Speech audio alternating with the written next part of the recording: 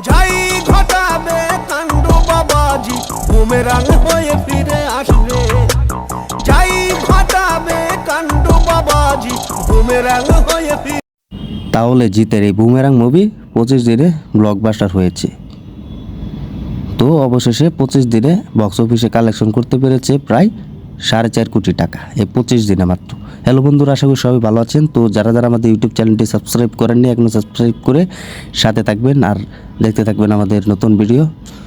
তো জিতের অবশেষে 7 জুন রিলিজ দেওয়া হয় বুমেরাং মুভি। বুমেরাং মুভি প্রায় 25 দিনে বক্স অফিসে কালেকশন করে ফেলে। 25 তারিখ পর্যন্ত চলে। 25 দিনে বুমেরাং মুভি প্রায় কালেকশন করে 4.5 কোটি টাকা।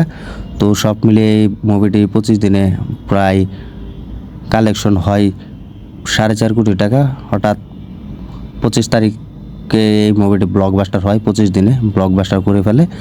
তো এই 2.5 কোটি টাকার বাজেটের মুভি বুমেরাং, যেটি আমরা জানি 4 কোটি প্লাসের উপর ইনকাম করে ফেলে। তো সব মিলিয়ে বুমেরাং মুভিটি একটি সাসপেন্স এবং সায়েন্স মুভি, যেটি আমরা জানি জিতের অন্য ক্যারিয়ারের প্রথম ক্যারিয়ারের একটি সায়েন্স থ্রিলার মুভি হিসাবে পরিচিত। তো রোবট দিয়ে আর কি ফ্যামিলিটা আমার সবই আছে এই মুভিতে। তো এই মুভিটি অবশেষে 25 দিনে বক্স কালেকশনে 4.5 কোটি টাকা ইনকাম করে ফেলে। আর বাইরে স্ক্যানে যদি বলা হয় তাহলে 10 কোটি টাকা কালেকশন করে এই মুভিটি।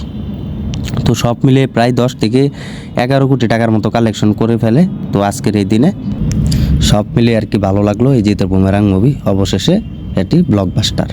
তো 25 দিন আর কি কালেকশন ছিল প্রায় 4.5 কোটি। তো এটাই আসলে একটি বাংলা ইন্ডাস্ট্রির মুভি যখন আপনি করবেন 4 থেকে 5 কোটি বাজেটের মুভি, সেই মুভিটি 1 মাস থেকে 3 মাস চলবে যদি সেই মুভি হয় অনেক ভালো এবং দর্শকরা পছন্দ করে এবং হলে গিয়ে দেখে। তো এই মুভিটি অসংখ্য ভালো লাগছে এবং দর্শকরাও উৎসাহ দিয়েছে এবং দর্শকরাও বারবার এক মুভি হলে গিয়ে দেখছে এটাই।